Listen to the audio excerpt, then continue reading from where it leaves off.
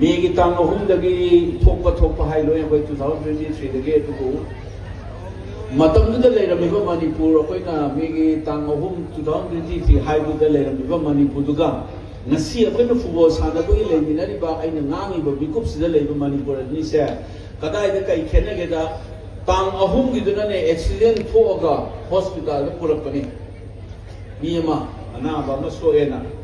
ngasi leisina ICU da leiraga doctor na hairisi masi yagadoriba noigi pu do semba hauragera sing do semjalagera koi ngamnaba ge hotnari haina anabu gi condition ni ngasi leisi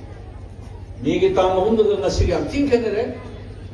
Manipur ki chinga Manipur police ki power leite magi Manipur police ki equipment leite manpower lising tare nipan vacancy lein taje Manipur police ke leite misi leite matamam da hairam ba tamdana ina pai ba chingdana Amit Shah na pai ba do ngasidi practically ngasidi Manipur ki hilda chingda koi Manipur police ki power leite yaude aduna state amagi police ki keno form leite ba se India ki system makha dadi state to leite habani Manipur ko state chingda leite ba chap mana rabani niyom na tawal su form na tawal ai sini hoje ga dum police ki chief hapa ga se Manipur se ga mane ne order budi se ga mane thole ini decision logo di adi logo tawai ni se mam phonari ni 2006 the Supreme Court instruction pi rabane ba state ki police chief hapa ki mathau se state ki ga mane tawada ni law and order di state ki ne na to koi di han center na lag rai ni ha pe na agoi ni na hala soi to bu hakta ni niyom lai ni IPS officer senior most bank panel ama Manipur ga mane tha ga da bani aduna UPSC na moi thara iba panel ude mi ahum ama lokalaga ahum do mu stega me da pira ka damni ahum do gi manung de stega me na khalaga DG hakna bani law and order se koi da di Manipur police se pagi ta halle adna Manipur kan ge di Manipur police kan da sunga yaroi Manipur police se akoi law and order de lehenga da me se me am kawi anu ani shubada kai gi khudam Similon amching kai rabani Manipur se tolo phangna bo hana ba da leiri ba similon se Hana officer Rogiramba, IPS officer, APS, IAS Sahangview, Sakar Payamba, Lofeso Sahangview, Manipuri economy said Langamana Pyra lady, the Tolo Pio Pio, Namakab, Nedugamiam, the Sudunanga, Bavani, Dukan, Hangabalona, Gravani, Potang, Bapangaba, Tea the Sovani, Semilo Sola by there, Kunayam, Hingadan, Namoradam.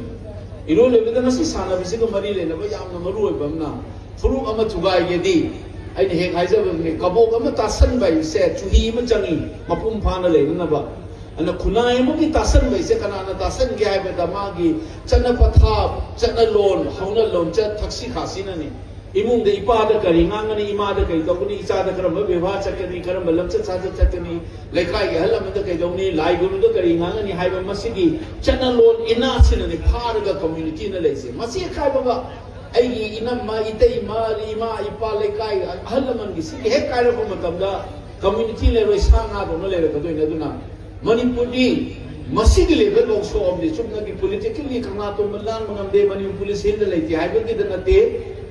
similar de thugaire adu matabta hauna no che khamdaba fudat ura hatu ura nayum da tharo ura mi haina dawrakan da masigi gunda gi phibam china dawro wari sanaba yadre Tana Tatuk Tasin and Narakraba Matameduna, I go in a Provos Haro Matamsida Sanaba, where the soup. I go in Ani Tambaya football again. Number one, solidarity. I say, I give him the support over the I call you have a Wakana Matuan money. I do mine sports, I call money Puraiba, I call you have a share. Sagatan of a sports ticket, I'm telling I do not football the Womatam number say, I go in a whole Nixon. I know woman in Puramado was late a few months. Kamino no mayo again, the Hana disciplines, Hana Tamam Changi, Tinviri by Richa, Budimuna, Yum the Hovio, Amang Senda,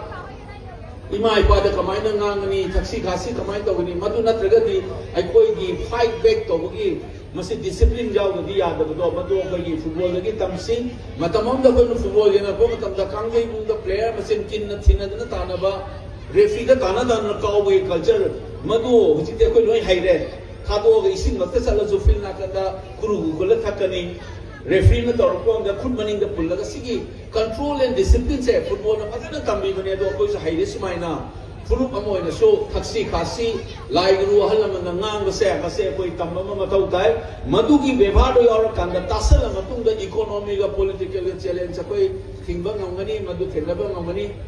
ai aroi ba haizani mata koi haina ba ma lei Manipur anong ma hangway sa nasahay ko ni IC ko lang nagkapusan ba hurap ni Uzi decision niya ko ilayse kangahum do yang tinas mo ba zani aduna ay ko na sige pibanda Manipur kan mamusung ano ba Manipur sa pa se pagi nate yang tinawagani adubo why haidana oiroi haibudi haibu si haina bale bane English it is difficult but not impossible ina wabadi ay ano ba Manipur ma sema musu Manipur kan wabadi warani soi na ke adubo othok ta badi nate haibu se sumaina football sana ba so एक example la koina sa pro me ta ki bani league sanari nei da league master Brazil ga Poland ga ta ba match amada draw chatragadi Brazil na sang hidora ba matangi round da adai da Poland ge kamu je ticket ke e wari ne ko tarakwa Brazil ge sanadi na de kala ide Brazil na ko na mai draw chatu no na ticket ka ura za ne adu ga game se sana kan da goal ama khakam da chan bazani Brazil na adai da nasai ge Poland ge kamu na khale hek fast half da ge attacking game sana ma de draw chatlam ba na de akhoi na bo ka ba yar mani khale ai se adu na hana mentally difficult ro sana ga di kai do mana si Manipuri lura basis lo koi yarano hena lai ro ga di fight to nga mo ine ki sa sin son ko chana pla ne last second ba boda muino bol hum chan ma chen nga handu pa nga mo ro wa ne ba adu lo kai hai ka ma niom no mo ne sports psychology da tai se last second ba boda ai ki wo ne di fight back one ma to su chan da ba ni sang da ne na da ni no sports kai ra kane no ge duna last second ba boda no gi war lo di referee he ko no to war lo di na fight to ko tam do ipu ba na su hai ra me duni mi gi marun na di yo re ko marun yo de akoi lo na mo si ne du bo chil la ga si ba di pati sa sa to do wi to pa tu si hai da na ke na lao ra thang pai ra chen chen ge je chai tha ro ba ba da yo ne du no su game sa na ba matam da aka apo is di hona sa ni pun si di aduna noi ki game da ki spirit su loi di ba second referee na ko si ba na ai go ne de surrender na te last moment hawain ni ba ka ro ga goal sa no na ga dam ne bi spirit to noi ki sports da du ya da ne sports psychology da madu gi wakhan lo su ko su furum amoina